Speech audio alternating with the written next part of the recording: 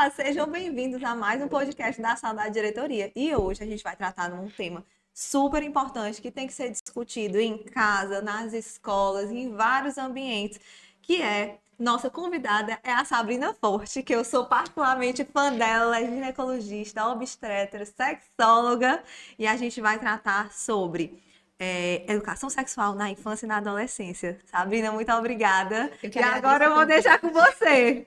Eu que agradeço o convite, gente. É uma honra estar por aqui. É uma honra poder trazer essa informação cheia de tabus, cheia de preconceitos ainda, e que poderia desmistificar muita coisa e criar jovens um pouco mais livres e permissivos com essa parte tão importante da gente que faz parte que a gente é. A gente come, a gente vai ao banheiro, a gente dorme e existe uma energia que precisa ter vazão.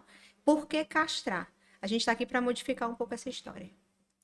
Seja muito bem-vinda, Sabrina. E para começar, eu queria te perguntar, a partir de qual idade é recomendado a gente começar a conversar com as crianças sobre o corpo e as partes íntimas delas? Bom, aí a gente tem que entender como é que funciona o mini ser humaninho, né? Quando a gente pega um. Eu faço sempre essa analogia que eu aprendi com uma grande professora do celular. A gente tem um iPhone hoje, geração 15, mas a gente teve o iPhone lá atrás, os tijolões. Pronto. Uhum. Uma criança, quando nasce, ela é uma folha em branco de papel ofício. E você começa a pregar nelas experiências, o que você fala, o que você sente, o mundo, as escolas, as experiências ruins, os desfechos positivos. E eu vou construindo esse ser humano que nunca é igual, mesmo irmãs, tendo o mesmo pai e a mesma mãe. Uma criança, quando ela começa a falar, ela começa a expressar as primeiras sílabas, os primeiros fonemas, ela faz a ausculta, ela repete mamã, papá. Só que tem uma hora que ela começa a completar frases e ela começa a colocar a vontade dela. Eu quero água. Ela para de apontar e dizer só água. Água.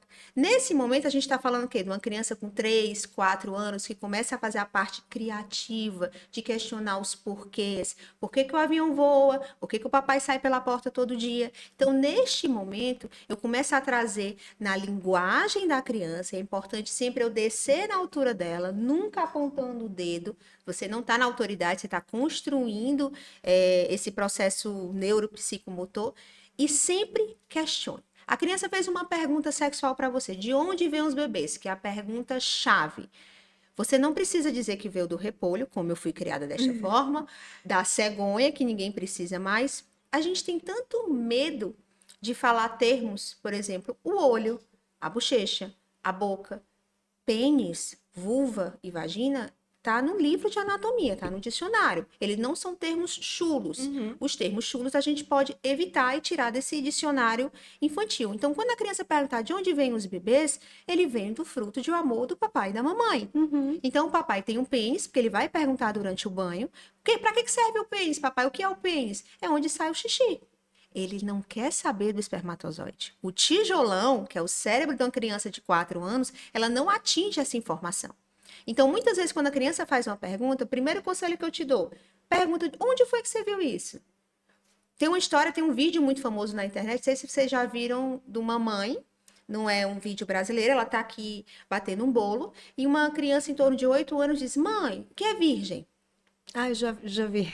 E a mãe dá uma volta no mundo para explicar que virgem é uma categoria, nananana. Aí, por fim, que ela pergunta, onde foi que você viu isso? Aí ela pega o azeite extra virgem e diz, tá aqui, azeite extra Extra virgem. virgem. Então, você poderia ter evitado uma cena totalmente descompensada e entender a base do questionamento. Porque muitas vezes, o que a criança faz? Ela quer saber aquela resposta. Fica matutando na cabeça, 3, 4, 5 anos. Ela vai escuta no colégio, com os amiguinhos, ela volta e faz a mesma pergunta, traz uma outra informação.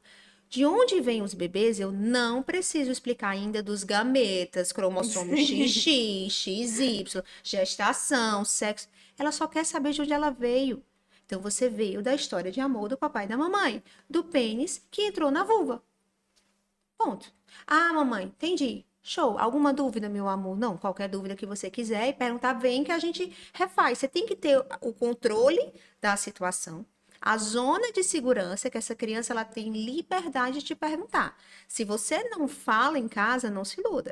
Ela vai procurar a Ela vai, informação em outro a local. informação chega. A gente hoje vive a geração de que a informação está na palma da mão. Sim. Então ela chega, seja você, seja na tecnologia da escola, seja um comentário no meio da rua. Então a sua função é construir e dizer que a sexualidade ela não está doente.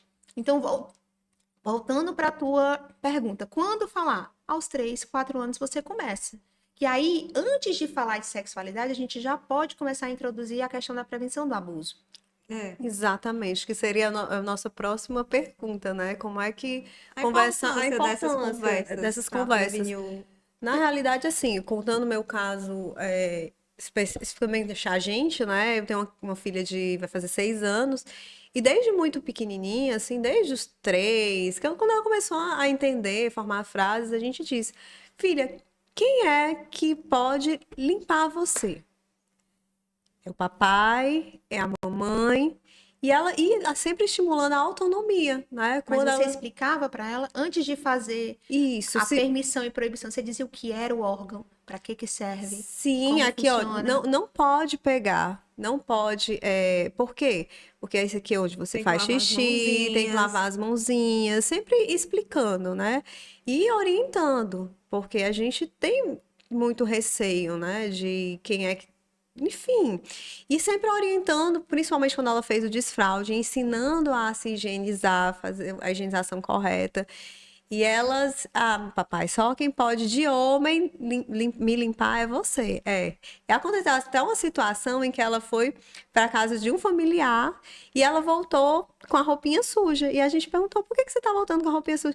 Não, porque é só o papai e a mamãe que podem me limpar. Então, assim, isso acaba ficando como algo que tá na cabecinha dela. E que ela vai saber se proteger. Se alguém, por exemplo, tentar, né? São as ações medulares, Sim, são as isso. ações de sobrevivência. Eu tive uma aula com a Lilian, que é até uma das orientações que eu lhe dei de material para Aham. divulgar para vocês pais. Ela é médica, acabou indo para esse rumo da sexualidade, e ela conta muito que ela sempre ensinou os filhos a ter uma palavra de segurança.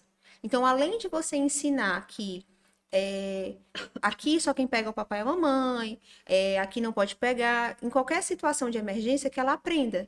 E aí aqui vai até um detalhe que você não sabe. Os pedófilos, os abusadores, eles são discretos. Eles não gostam de atenção.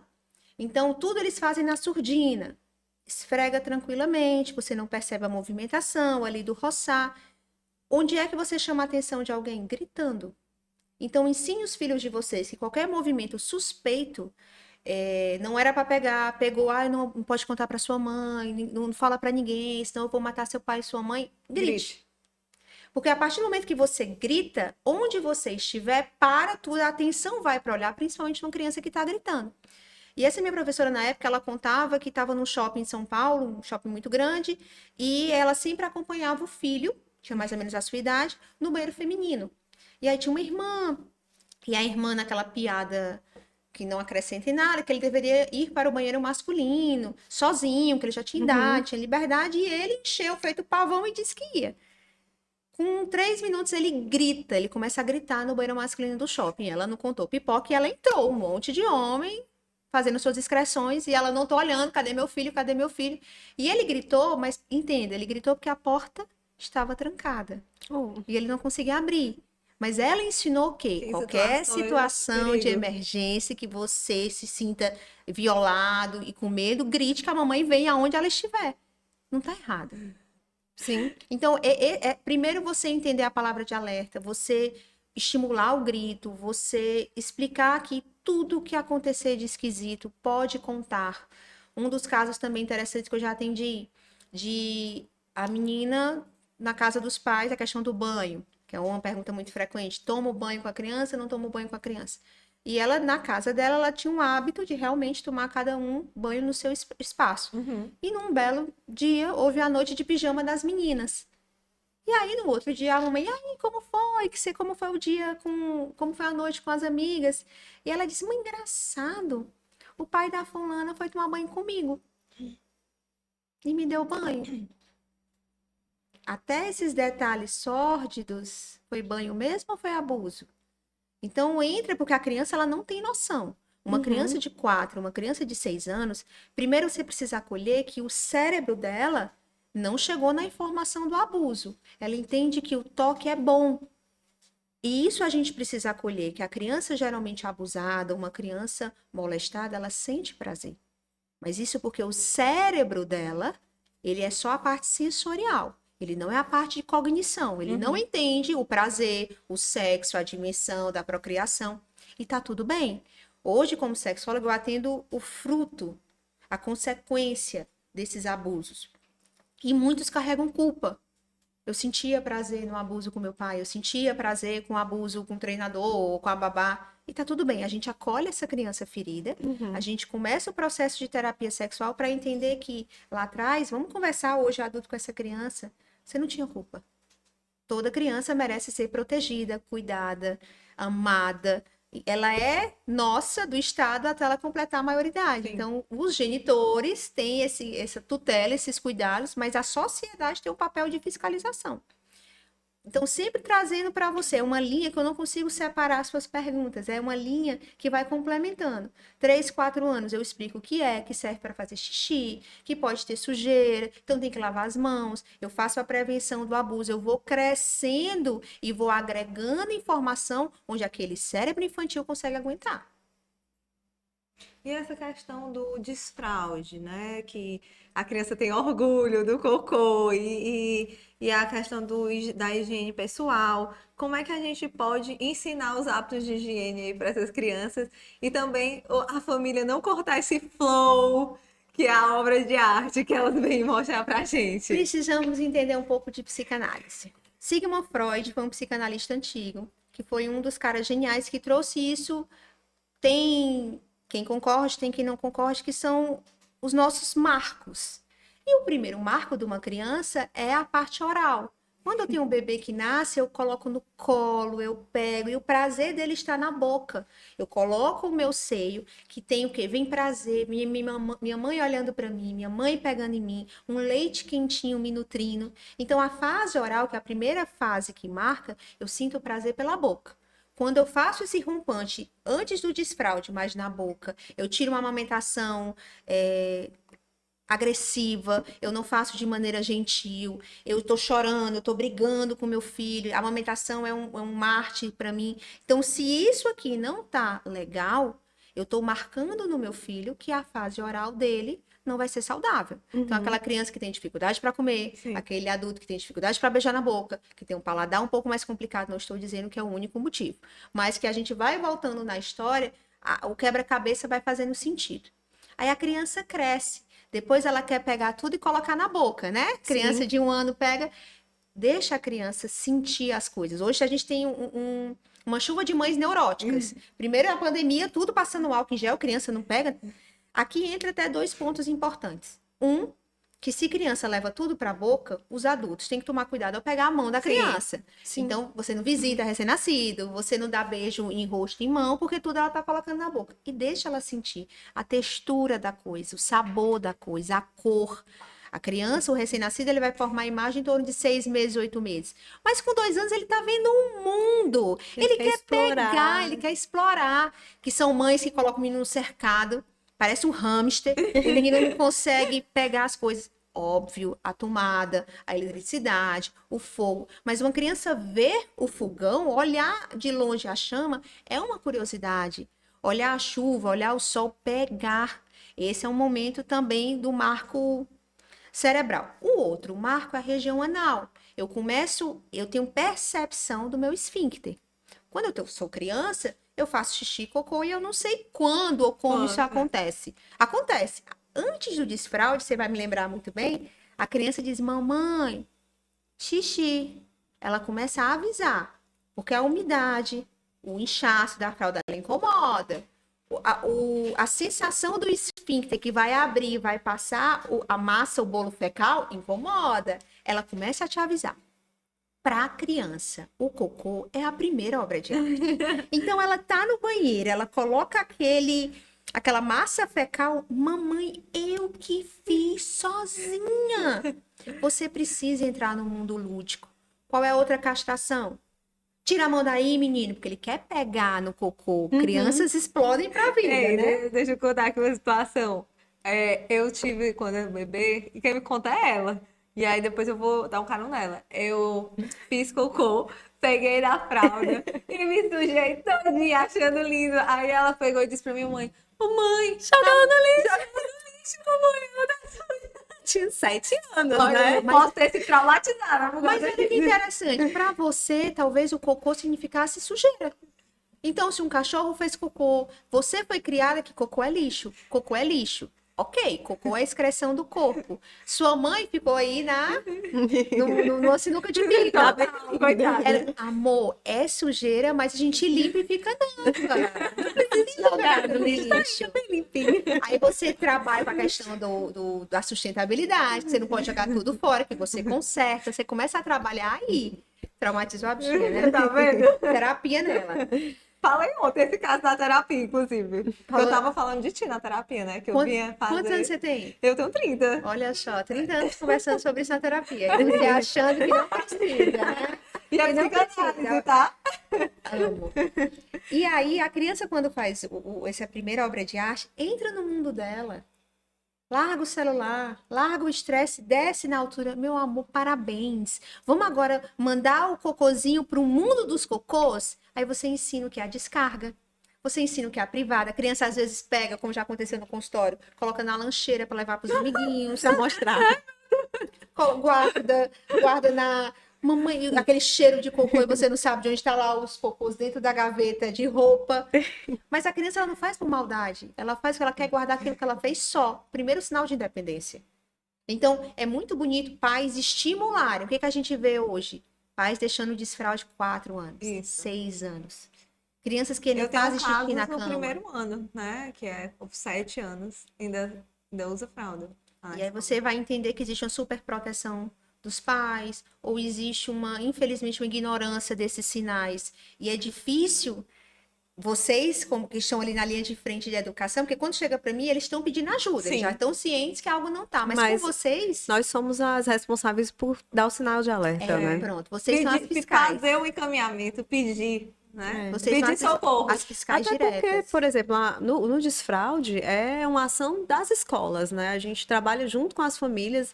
Obviamente que a gente não vai fazer um processo de desfraude ao ingressar na escola, porque já é uma mudança E a grande, gente né? respeita, né? O tempo da criança, né? Porque não adianta dizer, é na turma de tal idade. Não. Pode ser que a turma que é considerada a idade para fazer o desfraude não esteja preparada. Então a gente vai fazendo de pouquinho, olha. Vai Ele já tá orientando, né? pedindo para ir no banheiro aqui. Engraçado, né? Assim, eu trabalho com casos individuais, então eu não tenho essa referência do coletivo, coletivo. como É. vocês têm. Tem a turma do desfraude. É muito doido. É. Vamos trazer aqui para nossa vida adulta. Nós comparamos o corpo no Instagram. É um movimento, Paulo Oliveira, que é um absurdo. Como é que a gente compara a criança, gente? Como é que a gente pega uma, né? Como é que a gente pega... Eu vou olhando, ele não aparece, mas é olhando pro normal. Como é que a gente pega um grupo de crianças que vêm de pais diferentes, mães diferentes, criações diferentes, genética diferente, um processo epigenético, ou seja, contexto completamente diferente. Quero que todo mundo que esteja na 3ª série não esteja usando fralda. É cruel. E essa comparação, eu vejo às vezes das próprias mães entre os filhos. Entre os filhos. Uhum. É doido isso. Tô fazendo pré-natal, eu escutei hoje, antes de vir um pré-natal do 2º filho, ela disse, porque o meu primeiro demorou para andar, demorou para falar, demorou. Ok, E tá tudo bem, tudo porque bem. cada criança é única e tem seu tempo. sim. Mas no meu caso, o meu olhar é mais Sim. focado naquela criança. Então, a questão das excreções, entra no mundo, deixa a criança no tempo dela, ensina a descarga, ensina a questão que não precisa. As descargas hoje têm 2 tipos, Sim, ela pode sim. economizar. Se ela quiser fazer xixi no banheiro, na piscina, você explicar. Então, você vai educando de acordo com a demanda. Não é que eu ofereço a orientação, deixa a criança te trazer. Então, não precisa. Esses dias eu tô com um caso que uma criança de 8 anos, a educação sexual dos pais foi entregar a revista pornográfica e fechar a porta. 8 anos. Entregou as revistas e fechou a porta. Tipo, te vira. Então, assim, não tem para pintar, não é um quadrinho, não tem conversa, não tem diálogo para eu ler, é nudez. Uhum. Até eu entender que aquela nudez é para provocar tensão sexual, eu tenho 8 anos. Uhum. essa mãe não conseguiu conversar, esse pai não conseguiu vincular. Então, foi na forçação achando que estava fazendo um E ótimo trabalho. provavelmente porque eles tiveram esse tipo de educação, né? E a gente vai passando de pai para filho. Então, é por isso até o podcast, que é É pra pra gente gente desmistificar. isso, E cortar padrões. total. Sim. Quando eu falo da terapia sexual, do processo que a gente faz, tanto nas redes sociais, quanto nos eventos que eu sou convidada, inclusive, se a congregação quiser, eu estou à disposição, é justamente para a gente quebrar padrões doentes. Se minha avó não conversava sobre Sim. sexualidade, meu pai não conversa e eu não converso. Primeiro começa daqui. A gente com 2 diretoras falando de sexualidade. Eu não estou falando de sexo. Sexo é uma das maneiras que eu posso me vincular. Sexualidade, gente, é energia, é pulsão. O fato de eu olhar para você, de eu achar você bonita, de eu querer lhe beijar, querer lhe pegar, querer procriar, enfim, eu tenho várias vazões.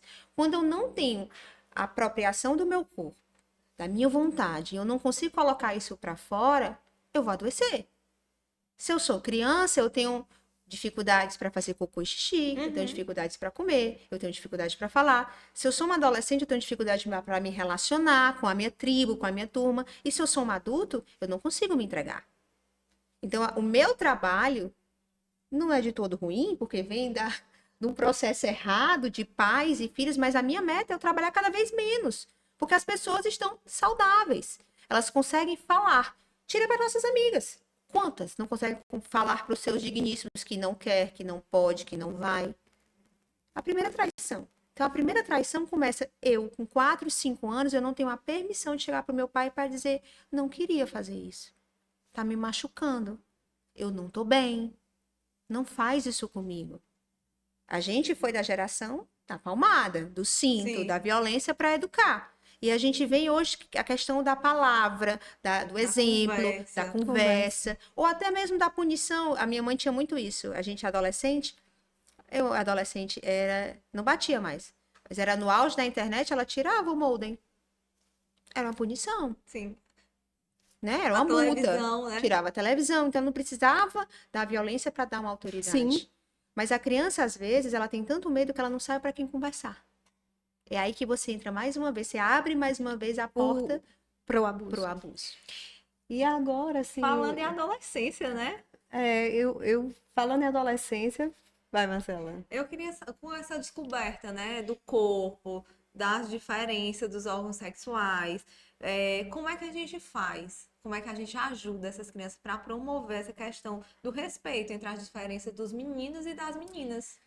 Seria muito bonito eu chegar aqui e dizer que todo mundo deveria ter uma consulta com uma sexóloga. Que nós somos preparados para homens, meninos e meninas. E os que estão ainda essa adolescência, é até bom dizer para vocês que não se assustem se seus filhos menor de 18 anos ficarem em questionamento se gosta de homem, se gosta de mulher. A orientação sexual ela é batida depois dos 18. Até lá, sossega o coração. Então, eu primeiro preciso me tratar. Se eu não sei, ou eu não lido bem com a minha sexualidade, como é que eu vou cuidar do meu filho? Primeiro ponto. O adolescente me trouxe, vamos colocar aqui 12 anos. Existe um marco na adolescência para meninas, que é a primeira menstruação, e para meninos, que é a primeira ejaculação. A criança, ela já tem a ereção noturna, o xixi quando vai de manhã, e eles questionam muito, e você pode explicar que está tudo bem. Os meninos têm mania, tem o amor ao falo, que era a 4ª fase do Freud, o amor à genitália, aquela criança que baixa a calça no meio do Natal. Olha, mãe, meu Deus, que coisa linda! É lindo, meu amor, mas a gente faz isso no seu quartinho, no seu banheiro. Porque então, você também não pode castrar a criança em público. Levanta a calça, não pode fazer isso. Porque essa criança vai ser uma adolescente, que tem a primeira ejaculação com 12, 14, ele acha que é crime. Ele acha que ele está fazendo errado. Provavelmente ele não vai te contar. Na maioria dos casos, ele não conta. E é até complicado, né, Sabrina? Porque, assim, quando a menina menstrua, ela vai para o ginecologista. Mas o menino, ele, se não tiver uma orientação familiar, ele não vai para canto nenhum. Ele não vai para canto nenhum. Então, ele só conta realmente com a família para fazer essa orientação. A gente tem um hiato médico. Pediatra adora criança. Existe uma especialidade da pediatria chamada herbiatria, que é essa fase de adolescência, que alguns não fazem. Aí a menina menstrua, quando fala, a mãe leva para o ginecologista, solta. Alguns colegas, eu assumo isso da categoria, não tem preparo para atender adolescentes e nem gosta. Então, primeira coisa, quando você for agendar, fulano trabalha com adolescentes? Não, não trabalha, com a idade mínima, para você não traumatizar a criança. Sim. Segundo, você tem que estar dominando o que é que o ginecologista vai fazer. Por quê? Infelizmente, algumas violações não são só abusos de teor sexual. Mas se eu não sei o que é uma prevenção, para que serve, qual é a indicação, o que muitas de vocês já viram é eu deitar uma criança de 12 anos para fazer o cotonete, que não existe, não tem fundamentação nenhuma. Eu pego uma criança, uma adolescente de 12 anos e coloco na mesa, ali foi a primeira violação. Sim. Penetrei sem pedir autorização, sem explicar para que serve, e a adolescente muitas vezes se sente violada, Invadida. invadida. Então, esse Com processo... vergonha, né? Total. Então, primeiro que o ginecologista precisa abraçar a causa cada vez mais. Eu brinco que as adolescentes são as meninas dos meus olhos. Toda vida que entra um adolescente no meu consultório, primeiro que eu não uso jaleco, eu tento me aproximar cada vez mais. Eu explico quem eu sou, o que eu faço e o que a gente precisa fazer. Outra coisa, Constituição. Acima de 14 anos, os adolescentes têm direito de estar só na consulta. Respeitem a privacidade do filho de vocês.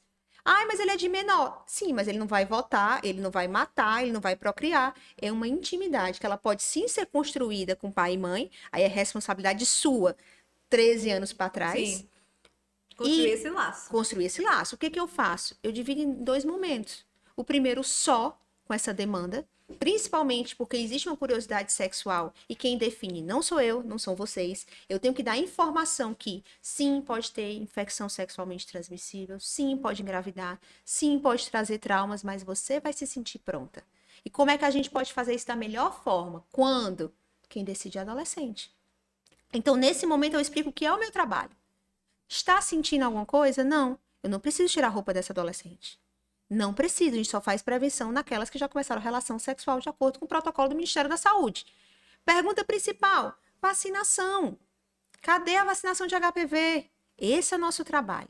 Muitas me perguntam, mas o que é a prevenção que a minha mãe tanto fala? Abro a gaveta, tiro o espéculo, que é o bico de papagaio, explico, eu tenho uma vulva, eu tenho uma vagina no consultório, para que serve? Eu preciso fazer isso? Você já transa? Não, não precisa. Elas precisam não ter medo. Uma das portas que eu deixo o laço, eu e ela, Sim. entre mim e ela. Ou seja, o que você precisar conversar, se você não quiser conversar com a sua mãe, vem que a gente discute, a gente debate a melhor saída. E eu estava assistindo uma reportagem, né, Sabrina, que a vacina de HPV está disponível para os adolescentes no SUS e o índice de aplicação está baixíssimo. Esses Tem dados, vacina sobrando, né? esses dados não são recentes. A gente chora, na verdade, porque é uma vacina que foram 20 anos de estudo. O HPV, ele tem vários genotipos, são números, 1, 2, 3, 4, 5, 6, tem pelo menos 250. Temos uma vacina hoje, ela não é gratuita porque alguém paga por ela, Sim. então existe o financiamento do SUS. Tínhamos até mês passado o esquema de você fazer uma dose, com 2 meses fazer a segunda, e a primeira dose já era muito ruim a adesão. Por quê? Porque existem falsas notícias, existe um negacionismo triste de achar que a vacina é um chip, ou que a vacina não presta, ou que a vacina não vai proteger. A primeira vacina já protegia 70%. Câncer de colo de útero é um dos cânceres que mais mata mulheres no nosso país. Só que agora a gente está vendo que o câncer de orofaringe ultrapassou o tabagismo.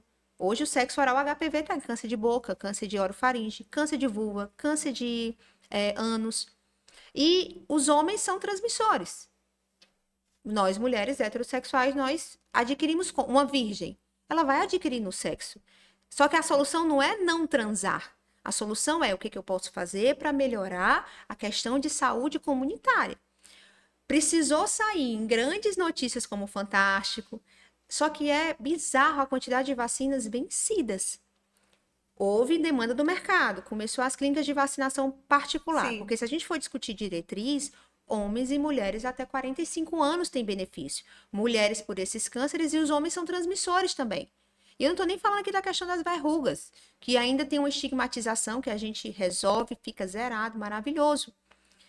Saiu semana passada que agora é dose única. Isso não é novidade brasileira. Estudos lá fora, Reino Unido, França, já se fazia isso. Ai, mas por que resolveram fazer agora? A gente avança. E às vezes a gente precisa dar um passo para trás para pegar mais gente, ampliar. E eu ainda escuto, infelizmente, pessoas dizendo, não vou me vacinar. Então, se você pode fazer alguma coisa, e também não é levar a criança, adolescente, para o posto sem explicar o que é. Você vai lá tomar a vacina. Sim, o que é? Para que é? Várias eu pergunto, você foi vacinada para HPV? 15, 16 anos? Não sei nem o que é.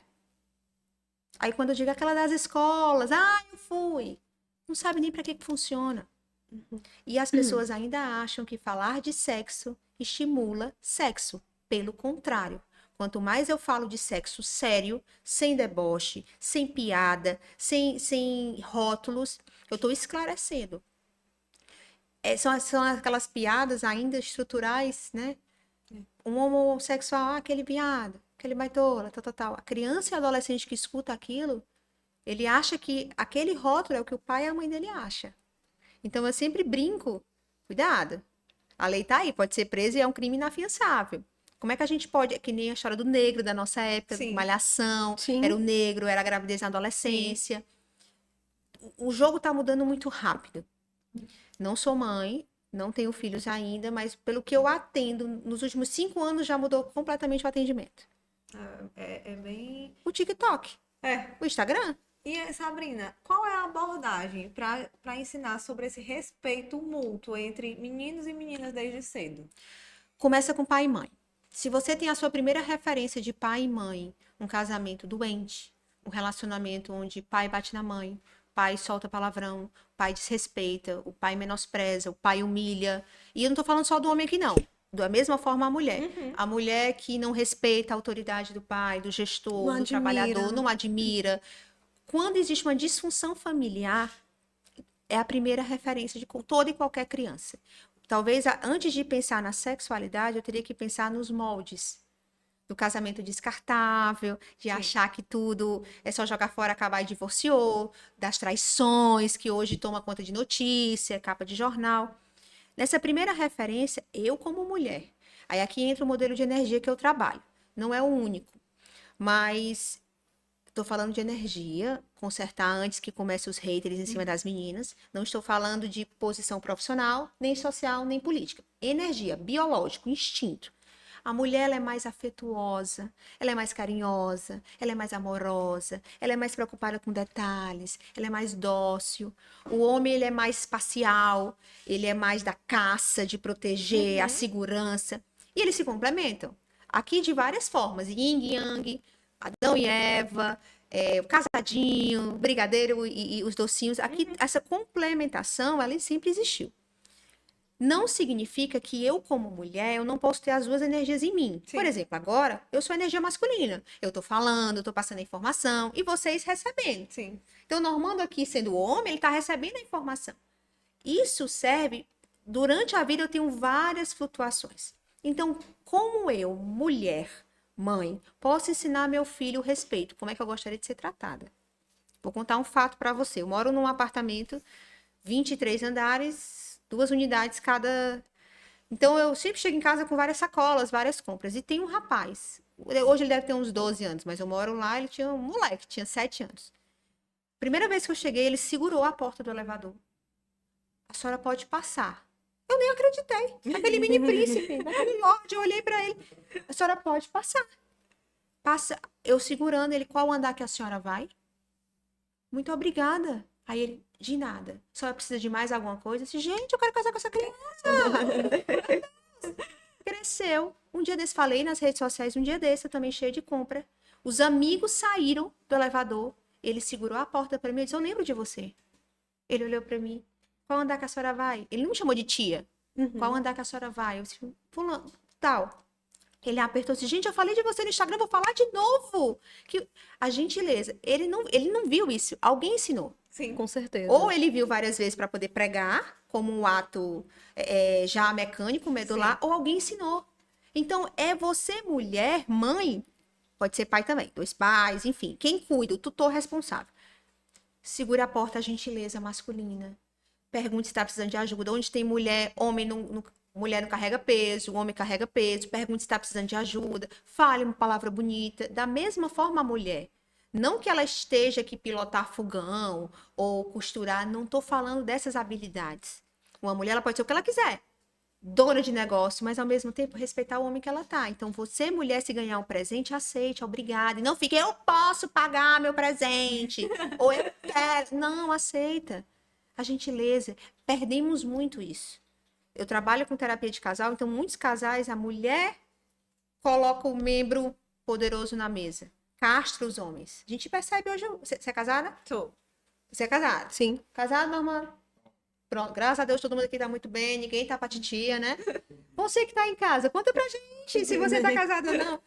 Porque esse movimento atrapalhou a paquera. Vocês vão perceber isso. Ficou muito difícil. Sim. Verdade. Porque o cara Você fica perceber as acuado. Você não sabe se você tá ofendendo ou não tá ofendendo. Mas essa linha tênue é porque a gente tá na transição social, né? Antropologicamente falando, mas talvez os nossos netos, eles percebam isso muito claro. Não, ele me paquerou. Mas o cara fica com medo, qualquer um saca o celular. Qualquer um na internet faz um hater, faz um comentário negativo. A nossa geração pegou a puxada de cabelo Sim. no carnaval, pegou a mão na bunda. Hoje o cara tem medo. Mas por quê? Porque a energia feminina, ela extrapolou. Mas se extrapolou, passa para os meus filhos. Eles estão vendo. É a mãe que chega em casa e grita. É o pai que diz, você não serve pra nada. Não sei se vocês viram um vídeo recente também essa semana. Não entendi o objetivo. A mulher está colocando a refeição de 2 crianças e o marido filmando. Não vai colocar o meu? Não vai colocar o meu? Começa a agressividade. Aqui, os dois estão errados. Antes que vocês comecem aqui a me titubear. Ela pela agressividade, porque ele pergunta, você não vai colocar meu prato? 2 crianças. Uma deve ter 1 ano, a outra deve ter 6. Olha isso. Na mesa de jantar. E ele, você não vai colocar o meu prato? Você colocou de fulano, aí ela... Você vai morrer de fome, que seu jantar tá no fogão. O clima tenso o tempo inteiro. Ele E filmando, as crianças assistindo. E sentindo, né? Tudo. Criança é do clima, uma coisa que eu não falei pra vocês. Clima da agressividade, clima da violência e clima sexual. Não se transa com criança no quarto. Não quero saber. Ah, só tem um cômodo, vai pra sala. Só tem um cômodo, vai pro motel, vai pro quintal. Criança finge que tá dormindo. E criança percebe, meu pai tá matando, minha mãe tá gemendo e tá gritando. É feio, é deselegante, não contribui. A mulher, quando entra na porta pra dentro, ela é amante. O pai, da mesma forma. Saiu, são pai e pais. É pai e mãe. Então, pai e mãe, essa chave é muito difícil para mulheres. Rodar a chavezinha de mãe para amante. Mas a gente tem que saber rodar, porque Tem que saber senão rodar. a gente precisa saber rodar a chave de ser profissional, até porque eu digo muito que para que nós possamos fazer os nossos filhos felizes, nosso marido feliz, a gente primeiramente nós temos que ser bem resolvidas e felizes consigo, né? A gente tem que pensar muito nisso. E essa questão que você estava falando, do exemplo, graças a Deus a gente cresceu num lar assim, extremamente harmonioso, de pai e mãe muito respeitosos um com o outro.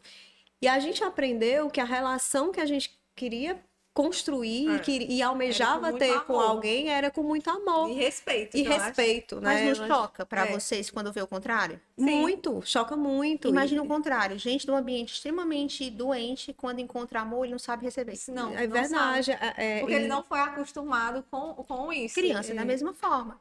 A criança, ela tem que ser acostumada a alguns sentimentos básicos. Eu adoro um filme chamado Divertidamente. Sim. O 1 e bateu o 2. Criança tem que estar, ela tem que lidar com a raiva, com a angústia, com o medo, com a alegria. Hoje eu trabalho, às vezes, com adultos que não sabem sentir raiva. Raiva não é ruim. A raiva é exacerbada ao ponto de você cegar e cometer um crime constitucional, sim. Mas você sentir raiva e dizer, não quero, não vou, não concordo, faz parte da nossa sobrevivência. Imagina você ceder tudo. Então, crianças, aí vem... Aqui a gente pode passar a noite conversando. O adolescente infantil, que tem 5, 6 anos, não vou, a birra. Ele tá ali testando, mas ele quer saber... Ele não tá maduro o suficiente. A birra nada mais é que uma criança que não está sabendo lidar com a frustração dela. desce na altura do olho dela. Filho, eu entendo que você quer o brinquedo agora, mas a mamãe não vai comprar porque não tem por que comprar. Não é seu aniversário, não tem nenhum sentido, eu entendo. E muda o assunto, tira a energia da criança para outra coisa. Muda o foco. Muda o foco. Então, quando eu falo de modelos de pai e mãe, são, voltando à sua pergunta de adolescente, a menina ela se apaixona pelo pai e o menino se apaixona pela mãe. A minha primeira referência de homem vai ser meu pai. Se o meu pai bate na minha mãe, se meu pai não é um cara respeitador, se meu pai não é um cara admirável, como é que eu vou escolher meus maridos, meus namorados, minhas pessoas? Igual a mãe. Eu vou querer replicar. Quando é que eu não consigo replicar ou quando é que eu não vou replicar? Quando eu tenho a humildade de saber que eu preciso de terapia. Que eu tô doente, que eu não consigo me relacionar, eu vou procurar terapia para eu enxergar que aquilo não sou eu nasci naquele mundo, não define quem eu sou e eu não quero mais para mim. Isso é terapia. Por mais que tenha gente incrédula, que dói também o coração ver pessoas que não acreditam nesse trabalho que a gente faz, eu só consigo cortar o mal de gotinha por gotinha. Eu acho que essa parte, assim, tem que ser cortada e deixada fixada lá no Exatamente. Instagram, Ainda bem porque que eu eu achei, fiz. assim, uma aula. E aí, Sabrina, é um pouquinho do que a gente estava falando, mas como deixar essas meninas que estão nessa fase que precisam ir para o ginecologista e os meninos que precisam ir para o urologista confortáveis, se sentirem abertos, confiantes? Bom, se você é de Fortaleza, eu vou vender meu peixe. Eu atendo meninos e meninas. Pode soar para você, eu vou levar meu filho para uma ginecologista alto lá. Eu estou falando como sexóloga. Primeira coisa, os pais têm que estudar os profissionais que vão levar. Não é todo urologista que faz esse processo. Não é todo ginecologista que faz esse processo. A gente tem pelo menos 5, 6 sexólogos na cidade que fazem esse processo, que a gente tem o treinamento. Em cenário ideal, perfeito, seria levar a gente para essas escolas, fazer palestras, workshops. Se sinta convidada. Já tô pronta. Aí, né, nasci pronta. Fazer esse processo de disseminar informação, porque o mais difícil não são eles, são os pais. Toda vida que eu começo a conversar, e às vezes a mãe é minha paciente também, doutora, o que foi que a senhora falou para ela?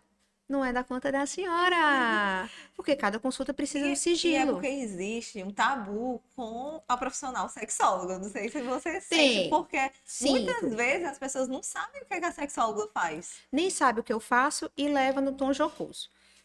A sexualidade humana é uma especialidade médica reconhecida pelo Conselho Federal de Medicina, nova, muito nova. Até porque ela veio agora entrar no do DSM, que é o Manual de Doenças de Saúde. E aí, doenças de saúde. Quando eu falo de sexualidade, eu não estou inventando. A ciência já sabe que tem disfunções de desejo, de lubrificação, de orgasmo, tem parafilias, você gostar de gente morta, você gostar de animais, você gostar de criança, isso são parafilias não só criminosas. Imagina quem sente e não executa, é uma doença. Pronto, você foi no... E aí quem trata a doença? O médico. Só que o sexólogo, ele não necessariamente, ele é médico e não necessariamente ele tem que prescrever remédio. O remédio. Então, qual o processo que eu faço? Primeiro, primário, prevenção. Falar sobre isso. Então, procura o profissional que você tem, procura se o cara é apto para isso, capacitado, e leva para ter uma conversa. O ideal é que seja em 2 momentos. Com o indivíduo separado do seu genitor. E faça esse momento com os pais. Eles ficam muito angustiados. E você que vai treinando, você que vai falando, olha, vai devagar, não pressiona, a questão da porta. Gosto muito de deixar esse conselho. Se você não quer que a criança entre na sua porta sem bater, você também não pode entrar no quarto dela sem bater. Tô nem falando de chave, mas de respeito territorial. Papai e mamãe estão aqui dentro? Não, você não pode entrar.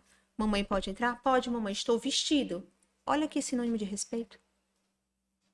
Isso é imprescindível, porque é respeitar os limites. Ai, nossa conversa tá chegando ao fim. Foi muito mas bom, foi né? muito bom. Acho que vai ter que ter a parte 2. Já gosto. Mas, Sabrina, eu queria, pra gente encerrar, te perguntar se você poderia compartilhar com os pais que estão assistindo alguma sugestão para ajudá-los melhor a abordar esse tema em casa. Eu fiz melhor com as meninas. Eu não tinha todo o material, tá? Mas eu mandei vários registros para elas. Sim, a gente vai deixar os links. De links, de livros. Comece de criança a ler com seus filhos. Não joga para o adolescente o livro do nada, porque ele vai trocar por qualquer outra coisa mais interessante. Cuidado com as redes sociais. O ideal é que criança não tenha acesso a celular, muito menos a rede social. Dê uma filtrada nos filtros que tem tanto do Instagram e do TikTok, porque é bombardeado de toda e qualquer informação. Curtam as meninas, sigam a página, perguntem nos comentários, interajam. Também deixo meu perfil aberto, Sabrina Forte _. Conteúdo diário todo dia, de tudo Gente, um pouco. quem não segue, vai seguir, que é uma aula todo dia, Todo viu? dia. Muito obrigada. Obrigada, A gente Sabrina. agradece, Seja Sabrina. bem-vinda ao Na Sala da Diretoria. Amei.